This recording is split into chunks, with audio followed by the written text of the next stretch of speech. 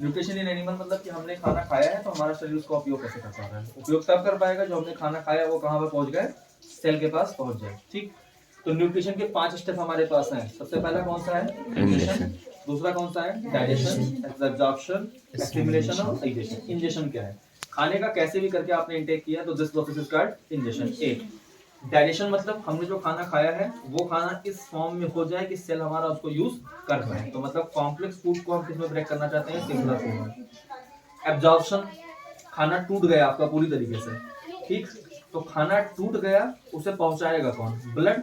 तो उसको ब्लड में क्या होना है, पहले एब्जॉर्ब होना है, वो हम देखेंगे स्मॉल इंटेस्टाइन में, विली में होता है।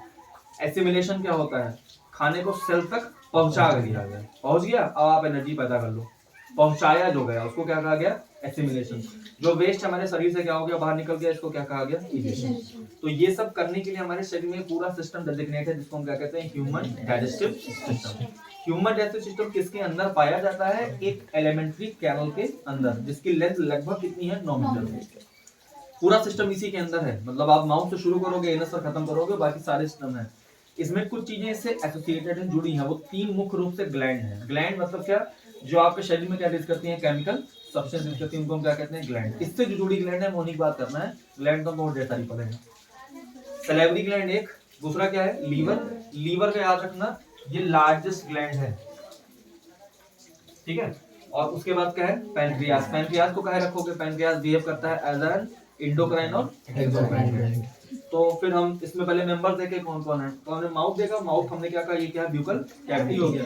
इसके बाद खाना कहाँ उतरता है, इसोफेगस, इसको हम क्या कहते हैं, फूड पाइप। अच्छा, आगे क्या है, विंड पाइप है कि फूड पाइप है, ये जो मैं टच कर रहा हूँ ये विंड पाइप है। अपना टच करके देखो तो सर रिंग रिंग शेप का ऐसे बटा बटा स्ट्रक्चर दिखाई पड़ेगा, सर रिंग होता है, विंड पाइप है, पीछे से खुला रहता है, रिंग ऑफ कार्टिलेज। उसके बाद फिर फूड पाइप होता है। नेक्स्ट हमारे पास क्या है, स्टमक।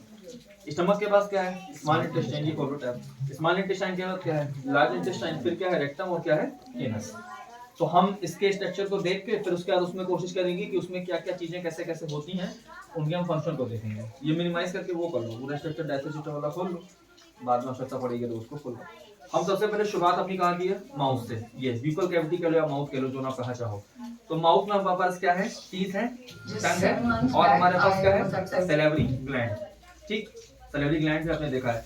टीथ हमारे पास कितने प्रकार के हैं, 4। अब देखो 4 प्रकार के होंगे, नाम मैंने नहीं लिखे हैं, नाम आपको पता है, इंसीजर्स, कैनाइन्स, उसके बगैर प्रीमोलर, उसके बगैर मोलर।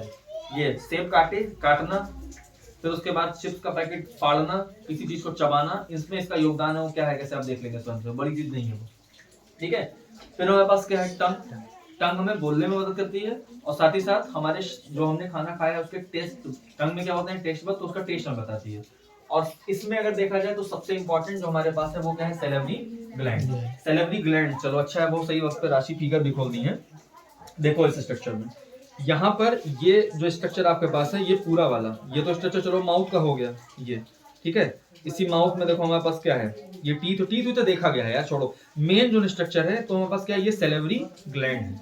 और इस सैलिवरी ग्लैंड से देखो जुड़ी हुई क्या दिखाई पड़ रही है, पतली पतली डक्ट। याद करो, इंडोक्राइन और एक्सोक्राइन ग्लैंड में डिफरेंस।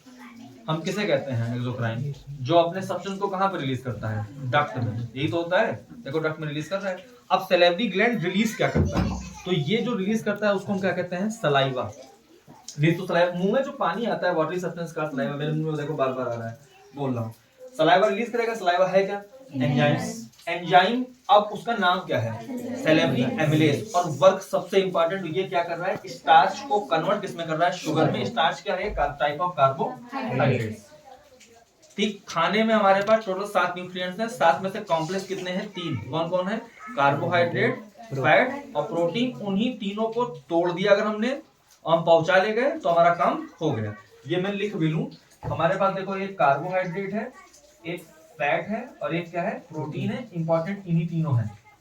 खाना यहाँ से हमारा आगे बढ़ेगा, और जब खाना हमारा आगे बढ़ेगा तो खाना आगे बढ़ के ये देखो एक पाइप के तरीके से स्ट्रक्चर में जा रहा है, और इस स्ट्रक्चर को हम क्या कर रहे हैं, इसोफेगस क्या कर रहे हैं, या फिर क्या कर रहे हैं, इसको हम वो फूड पाइप है। इसमें अब लिखना चाहोगे तो क्या लिखोगे, पहला देखो हमारे ब्यूकल कैविटी से हमारे स्टमक को किसने कन्वर्ट किया, इसोफेगस में। इसोफेगस में खाना ढकेला किसने है, हमारे टंग ने।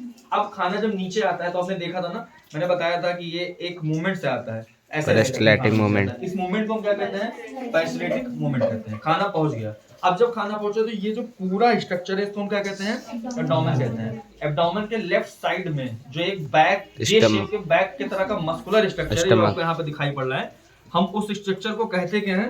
वो हमारा क्या है? स्टमक है। अब स्टमक से थोड़ा डाइजेशन का काम जो होता है बढ़ जाता है।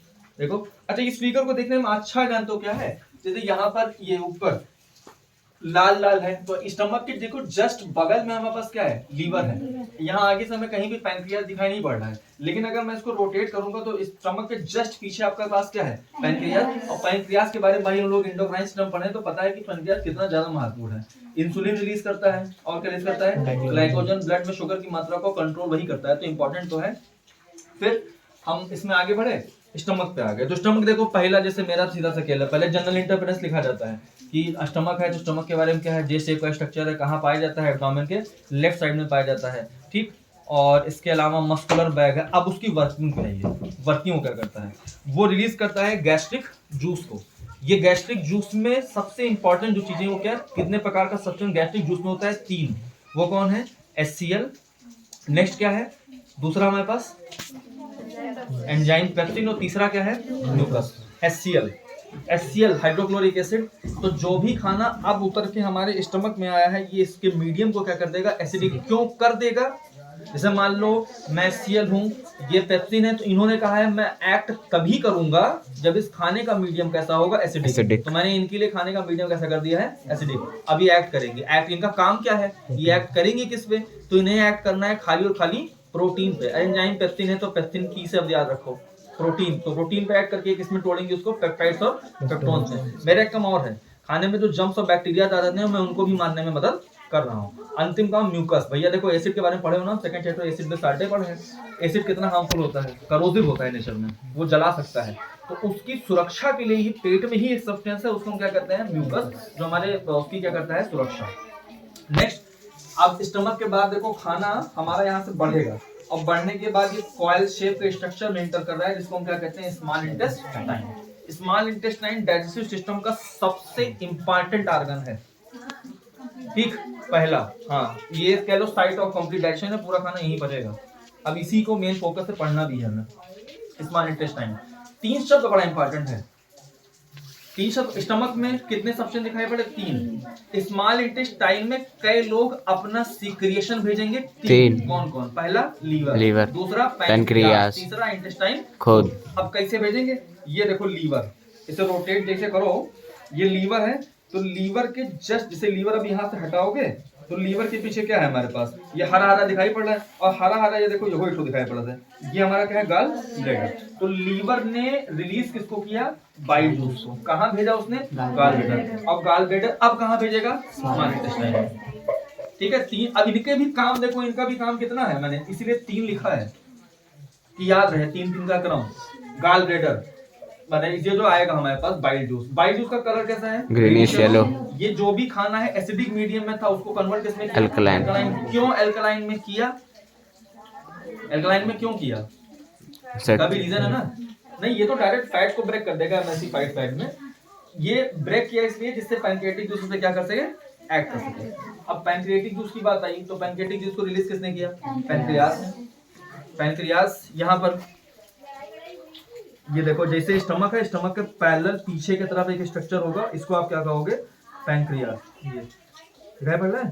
पैनक्रियास। पैनक्रियास ने क्या भेजा है? Pancreatic juice. इसने कितना काम किया? 3। क्या क्या किया? पहला, पैनक्रियाटिक जूस में 3 सब्सटेंस है, वो क्या है? पैनक्रियाटिक एमिलेज, ट्रिप्सिन और लिपेज। एमिलेज क्या करेगा? स्टार्च को ब्रेक करेगा। स्टार्च मैंने याद रखो का है? कार्बोहाइड्रेट। ट्रिप्सिन किसको ब्रेक करेगा? प्रोटीन को। और लिपेज किसको ब्रेक करेगा? फैट को, एमल्सिफाइड फैट जो था, ठीक। अब अंतिम हिस्सा हो इंटेस्टाइन। इंटेस्टाइन क्या रिलीज किया है? Intestinal juice. बिलीव करो, इंटेस्टाइनल जूस रिलीज किया। काट के पूरा खोलना। इंटेस्टाइनल जूस में भी कितने चीज काम करने हैं उनको? 3। क्या? कार्बोहाइड्रेट। आवाज कम करो। पूरा कार्बोहाइड्रेट किसमें कन्वर्ट हो जाएगा? ग्लूकोज। याद करो वाटर सॉल्युबल है ग्लूकोज। अब हमारे खून में आसानी से वो मिक्स होगी और सेल तक पहुंच जाएगी। प्रोटीन किसमें ब्रेक होगा? Amino acid. फैट किसमें ब्रेक होगा? फैटी एसिड और लिपिड। अब यहाँ पर हम कह सकते हैं कि food is completely digested in small intestine. Digest हुआ है, पहुंचा नहीं है। उसको पहुंचाना है। उसको पहुंचाने के लिए स्मॉल इंटेस्टाइन में जो ऑर्गन उसको हम क्या कहते हैं, विली। विली के बारे में एक चीज मैं लिखना भूल गया, इसमें ये जरूर लिखा जाता है कि विली का स्ट्रक्चर कैसा होता है, फिंगर लाइक प्रोजेक्शन होता है। मैंने ऊपर जब हम देखेंगे विली को तो नहीं खुलेगा, काट तो दोबारा खोलो। हम ऊपर से यार रहने दो, छोड़ो। हम जो ऊपर से देखेंगे तो विली कैसा दिखाई पड़ेगा, फिंगर लाइक प्रोजेक्शन दिखाई पड़ेगा। अब देखो इसी विली में ऐसे ब्लड कैपिलरीज हैं, ब्लड कैपिलरीज याद करो, एक आर्टरीज है, एक मीन साइटो क्या है, ब्लड कैपिलरीज है, ठीक। वो हमारे फूड को क्या कर लेंगी, एब्जॉर्ब। वो खून के रास्ते कहां पहुंच जाएगा, सेल्स में। अब जो फूड एब्जॉर्ब नहीं हुआ है या हमारा शरीर उसका उपयोग नहीं कर पाया है, उस फूड को कहां ढकेला जाएगा, लार्ज इंटेस्टाइन। लार्ज इंटेस्टाइन में भी क्या मौजूद है, विली। उस फूड के अंदर भी जो खाना है, वो सॉरी जो वाटर है, जो साल्ट है, वो क्या कर लेगा, एब्जॉर्ब। अब जो फूड बचा वो सेमी सॉलिड रूप में रहेगा और इकट्ठा कहाँ होगा, रेक्टम में। रेक्टम में वो वेस्ट प्रोडक्ट के रूप में होगा, फिर एनस के रास्ते हमारे शरीर के रूप से फीसेस के रूप में वहां से बाहर निकल जाएगा, ठीक है। अब फिर मैं कह रहा हूँ इसके फोटो में खींच लूं।